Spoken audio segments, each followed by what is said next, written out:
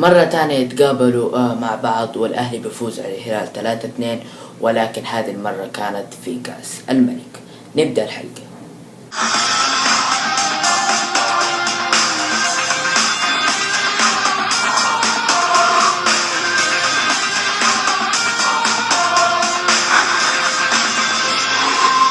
في البداية فريق الأهلي، فريق الأهلي عنده ميزة بأنه لم يستسلم.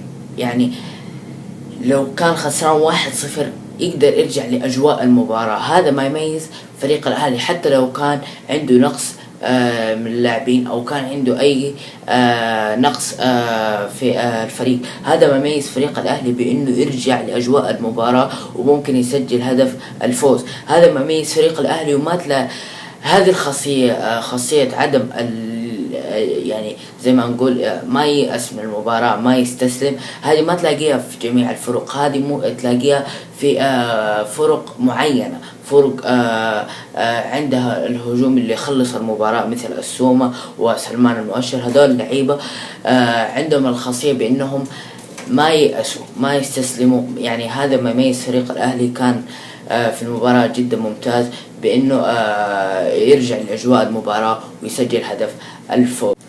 بالنسبة للهلال، الهلال زي ما نقول بأنه ما يدرس من أخطائه. احنا نعرف بأنه الأخطاء هي اللي تدرس اللاعب أو تدرس المدرب الأخطاء اللي ارتكبها في المباريات. هنا لاحظنا بأنه الهلال ما يدرس من أخطائه. لاحظنا بأنه الأهلي في المباراة السابقة، الأهلي والهلال في المباراة السابقة كان الهلال فايز 1-0. انت المفروض فايز على فريق ممتاز زي الأهلي في النصف النهائي في كأس الملك، خلاص سجل هدف، دافع. دونيس ما فكر كده. دونيس في اعتقادي فكر بأنه يزيد من الهجوم ويبغى يسجل أهداف ثانية. هذا شيء خطأ.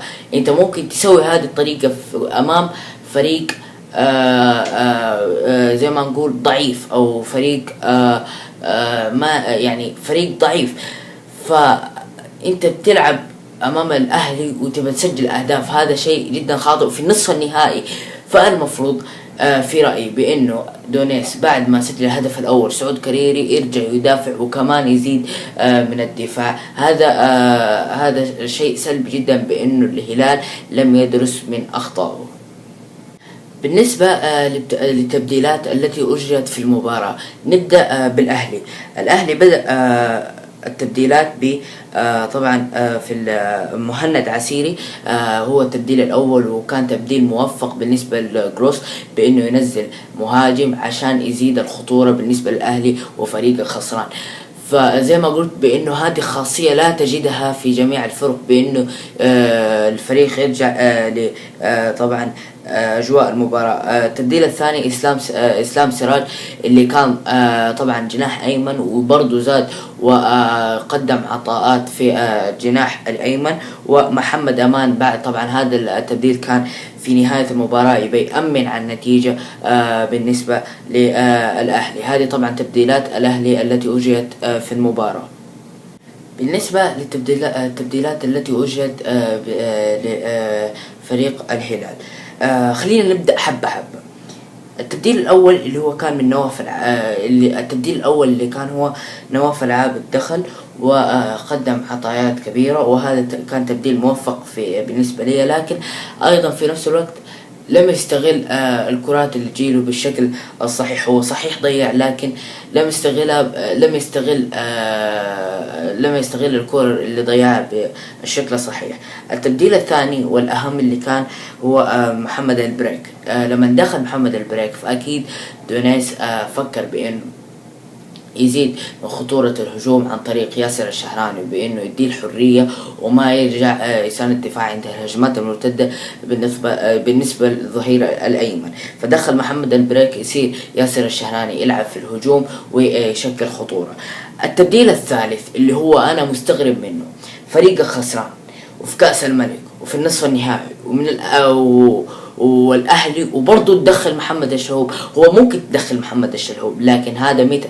في ايام العز يا حبيبي. محمد الشلهوب الان تعرف كم عمره؟ 35. فاكيد هذا اللاعب اللي يخش في النصف النهائي وضد الاهلي وعمره 35 اكيد ما راح يقدم العطايات اللي احنا كنا منتظرينها منه في السنوات الماضية. طبعا هذا بالنسبة لمحمد الشلهوب. مهند عسيري، اللاعب اللي حتكلم عنه هو مهند عسيري. كيف اتحول بانه ينزل الشوط الثاني ويسجل هدفين؟ هذا عمل كبير جدا بالنسبة لمهند عسيري. فأكيد هذا اللاعب يريد أن يشارك الفريق في المباريات الأساسية. فهذا ما يميز مهند عسيري بأنه يقاتل لأجل الفريق. وتبديل كان موفق زي ما قلت بالنسبة لجروس. اللاعب الثاني اللي هو حتكلم عنه ماركينيو، الهدف الثالث اللي سجله. طبعا ماركينيو لم يظهر بالصورة الأساسية اللي احنا كنا منتظرينها بعد قدومه إلى الأهلي، ولكن هذه المباراة بعد الهدف الأول الصاروخ الأرض جو كان منه. كان هدف جميل جدا، وكان الخطأ طبعا من خالد شراحيلي بأنه غير متوقع التسديدة. حقيقة أنا أصلا ما كنت أتوقعها، فأكيد غلطت الحارس ودخلت هدف بالنسبة لماركينيو. اللاعب اللي حتكلم عنه اللي هو سجل هدف بالنسبة للهلال هو اللاعب طبعا عبد الله الزوري هو اللي سجل الهدف الأول اللي كان من الهلال، ومميز بأنه كان قادم من الخلف وهرب من رقابة المدافعين وسجل الهدف الأول. اللاعب الثاني اللي هو حتكلم عنه بالنسبة للهلال هو يوسف السالم الذي غاب عن التسجيل من فترة. فأكيد هذه المرة يبقى يظهر وسجل هدف الثاني، وكان طبعا من ركلة جزاء.